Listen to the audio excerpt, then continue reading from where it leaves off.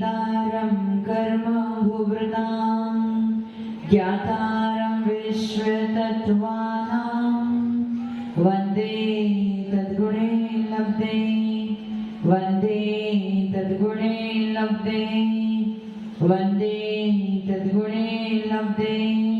जो लोग परमेश्वर भगवान की, देवादिदेवादिनाथ भगवान की, अंतिम शासनपति महावीर स्वामी भगवान की, परम पूज्य गुरुदेव श्री आदि सागर मार्ग के विमल सागर सन्मति सागर जी महाराज की, परम पूज्य गुरुदेव श्री सुंदर सागर जी महाराज की, द्वादशांग निर्वाणी माता की, बोले समस्त आचार्य संघ की। कल तक हमारा क्या हो गया था?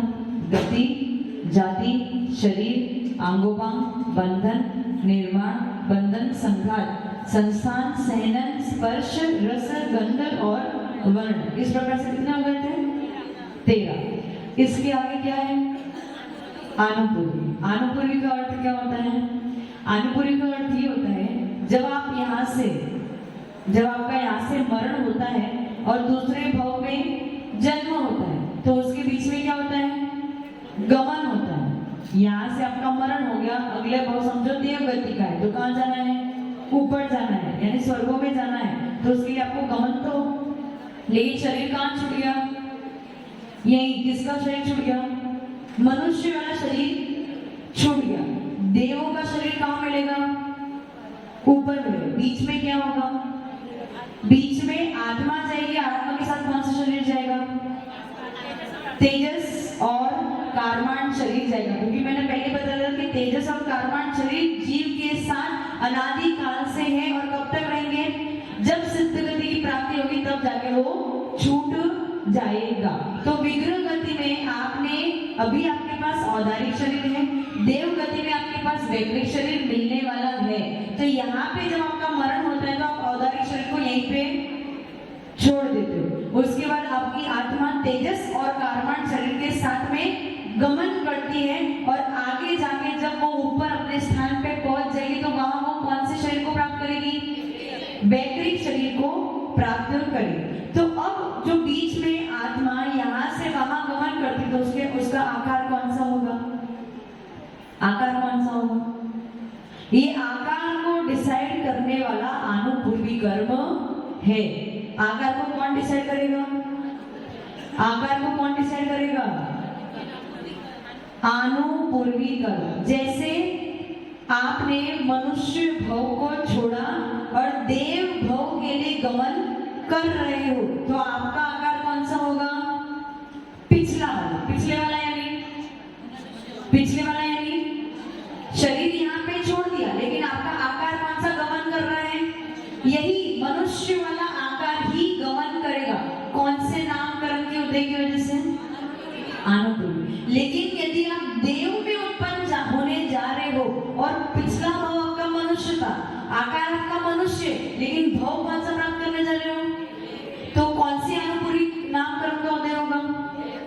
देवानुपूर्वी नामकरण, देव गत्यानुपूर्वी नामकरण का उदय होगा। समझ रहे? लेकिन आकार किसका होगा?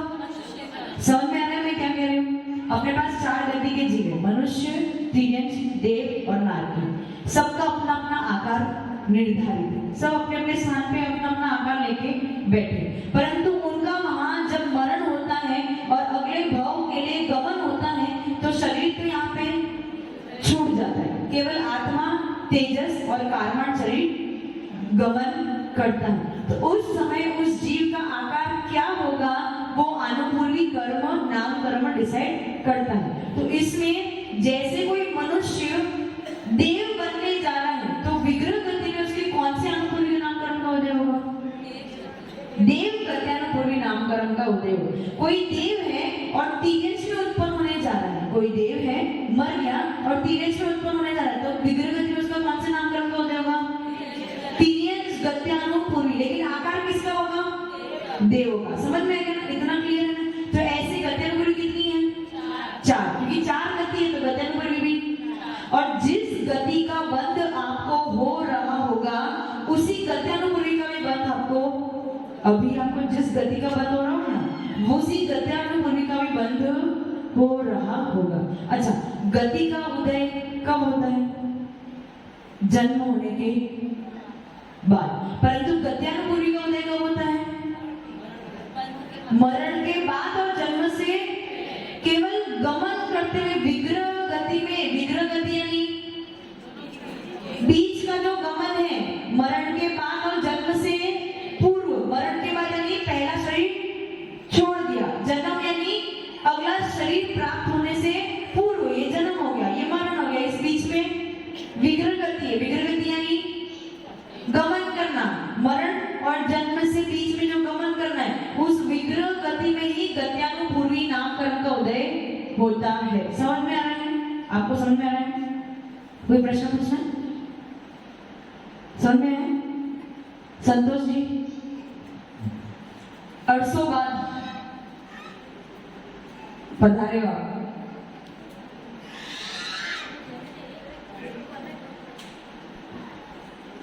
गत्यानुपूर्वी कितने प्रकार की है? 4। ये समझ में आ गया? अच्छा, अब जो गमन करने का स्टाइल होता है ना, वो भी 4 प्रकार का होता है। कितने प्रकार का? इधर सुनो, मेरी बात सुनो। गमन करने के स्टाइल भी अलग अलग होते हैं। कोई सीधा गमन करता है, कोई 1 मोड़ा लेता है, कोई 2 मोड़े लेता है, कोई 3 मोड़े लेता है, कोई 4 मोड़े लेता है, कोई 5 मोड़े लेता है। 3 मोड़े से अधिक कोई भी जीव नहीं लेता है। सीधा गमन करना यानी यहाँ पे यदि आपका मरण हुआ है और आपको देव गति में, स्वर्ग में बिल्कुल इसी स्थान से ऊपर जन्म लेना है, तो आप कैसा गमन करोगे? सीधा। यदि इसी स्थान से नीचे नरक में जन्म लेना है तो कैसा गमन करोगे? सीधा। इसको क्या कहते हैं? ईशु गति। क्या कहते हैं? ईशु गति यानी सीधी गति। ईशु गति यानी, ये एक्स्ट्रा वाला नॉलेज है, ये कर्म के रिलेटेड नहीं है, परंतु ईशु गति यानी सीधी गति। इसमें गमन करने में जीव को बिल्कुल भी समय लगेगा नहीं, मतलब इस समय में यहाँ पे मरण हुआ और अगले समय में वहां पे जन्म हो गया। सुने, ये शरीर छूटा, दूसरा शरीर,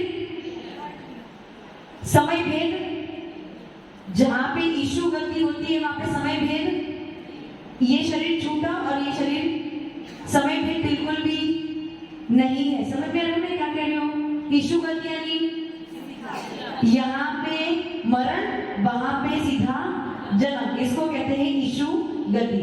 दूसरी गति में 1 मोड़ा होता है। 1 मोड़ा यानी पहले तो सीधा जाएगा और फिर परपेंडिकुलर।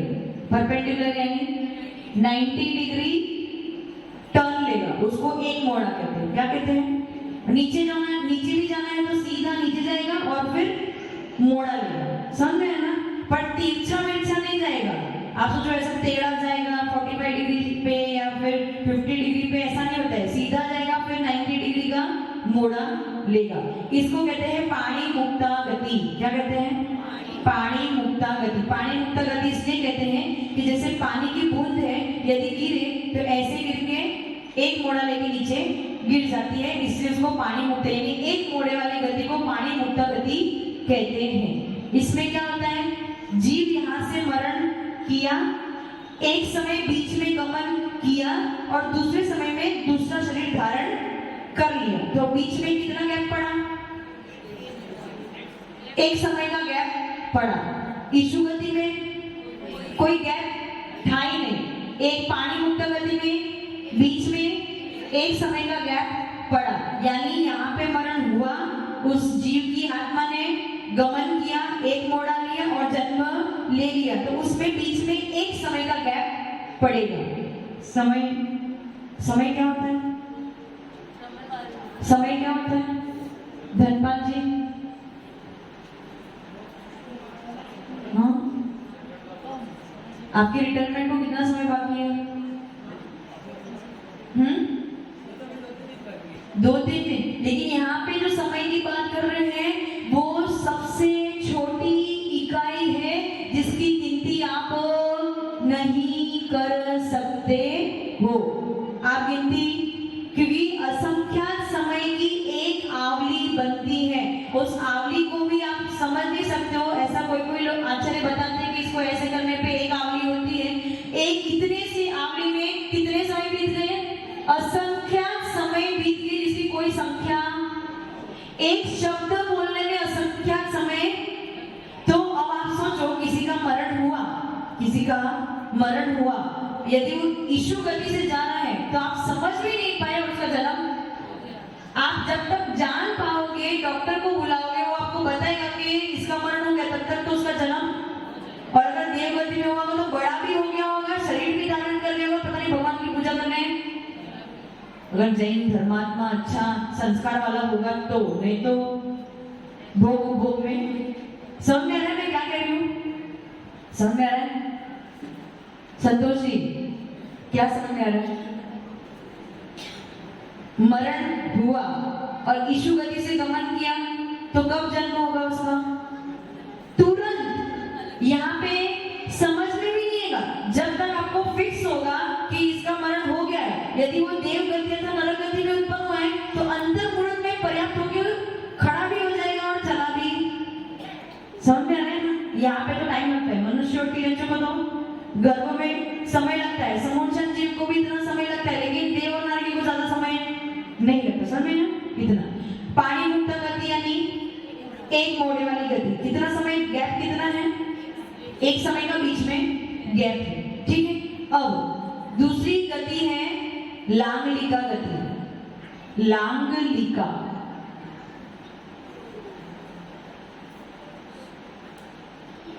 लांगलिका गति, इसमें दो मोड़े होते हैं। कितने मोड़े होते हैं? दो मोड़े। जीव का मरण यहाँ पे हुआ, दो समय बीच में उसने गमन किया और तीसरे समय में उसने जन्म। कितना समय लगे? गैप कितना है?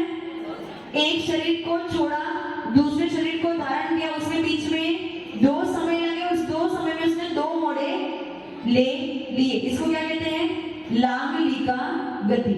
कितना ठीक है? क्लियर है? अब तीसरी गति है गौमूत्रिका गति। गौमूत्रिका गति, हाँ चौथी गौमूत्रिका गति। इसमें जीव कितने मोड़ लेंगे? तीन मोड़े, चार नहीं तीन। कितने मोड़ लेंगे? तीन। एक जीव का यहाँ से मरण हुआ, तीन समय उसने गमन किया, जहां पे उसको जन्म लेना था वहां तक उसने तीन समय के लिए गमन किया, तीन मोड़े लिए, तीन समय के लिए गमन किया और शरीर नए शरीर को धारण कर लिया। इस गति को क्या कहेंगे? गौमूत्रिका गति। इतना क्लियर है? तो ये चार गतियां हैं जीव को गमन करने के लिए। कितनी गतियां हैं? एक तो ईशु गति, दूसरी पाणी मुक्त गति, तीसरी लांगलिका गति और चौथी गौमूत्रिका गति। ये गति किसके लिए कब होती है? जीव की कब होती है? मरण के बाद और जन्म से पूर्व। उसी प्रकार से गत्यानुपूर्वी कब होती है जीव के? मरण के बाद और जन्म से पूर्व। कोई तेज गति का जीव है, कोई तेज गति का जीव है, मरण कर गया है और तेज गति में उत्पन्न होने जा रहा है, बीच में गमन कर रहा है। कौन सी गत्यानुपूर्वी का उदय होगा उसे? तेज गत्यानुपूर्वी का उदय होगा। आकार कौन सा होगा? नए वाले तीरज का या पुराने वाले तीरज का? पुराने वाले तीरज का आकार होगा। कोई नारकी है, जैसे तीर्थंकर दो गति से, देवगति से भी आती है और नरक गति। मानव की श्रेणी राजा जो भी कहाँ पे है? कहाँ पे? कौन से नरक में? अभी वो क्या है? नारकी है। आगे क्या बनने वाले हैं? तीर्थंकर बनने वाले हैं। तो जब वो नरक से छूटेंगे, नरक से उनका मरण होगा और बीच में गमन करते हुए कहाँ पे आएंगे? इस भरत क्षेत्र में आएंगे। भरत क्षेत्र के आर्यखंड में आएंगे। तो उनका जब जन्म होगा तो बीच में जब गमन कर रहे कौन से गत्यानुपूर्वी का उदय होगा?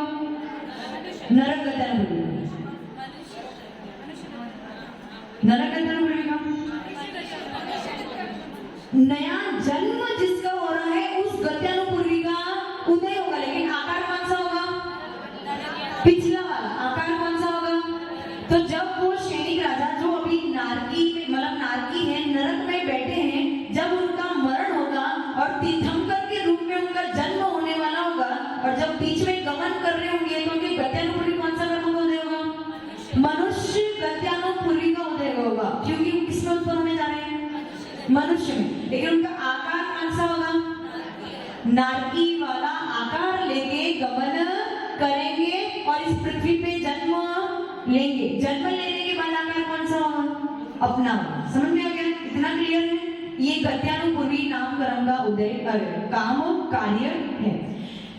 जो कर्म 4 प्रकार के होते हैं ना, भूतगल विपाकी, जीव विपाकी, क्षेत्र विपाकी और भव विपाकी। इसमें से क्षेत्र विपाकी जो है वो उसके केवल 4 भेद है। क्षेत्र विपाकी के केवल 4 भेद है जो क्षेत्र में अपना फल देती है, और ये गत्यानुपूर्वी क्षेत्र विपाकी है।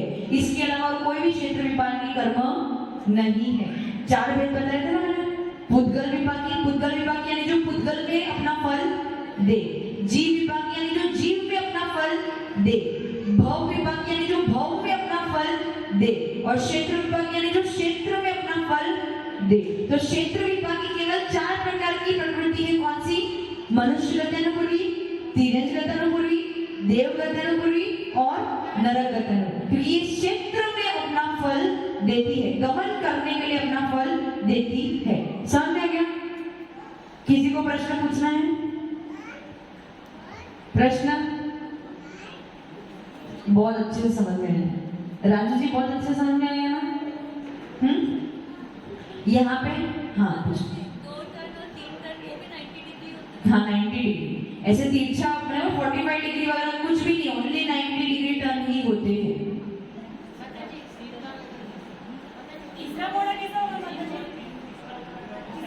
तीसरा मोड़ा निष्कुट क्षेत्र के लिए होता है, जहाँ पे बिल्कुल निकृष्ट जीव रहते हैं। मतलब ये जो आपकी 10 नाली है ना, उससे बाहर में कुछ कोने ऐसे होते हैं जिसको निष्कुट क्षेत्र कहते हैं। वहां पे जन्म लेने के लिए जीव को 3 मोड़े लेने पड़ते हैं। एक सीधा हो गया, फिर तिरछा हो गया, फिर शायद नीचे उतरना पड़ेगा, फिर ऐसे जाना पड़ेगा। तो ऐसे इस प्रकार से, परंतु सारे मोड़े जो होते हैं 90 डिग्री वाले ही होते। भले ऊपर जाओ, साइड में जाओ, नीचे उतरो, साइड में जाओ, कैसे भी करो, परंतु कैसे होते हैं सारे के सारे 90 डिग्री वाले होते हैं। क्लियर?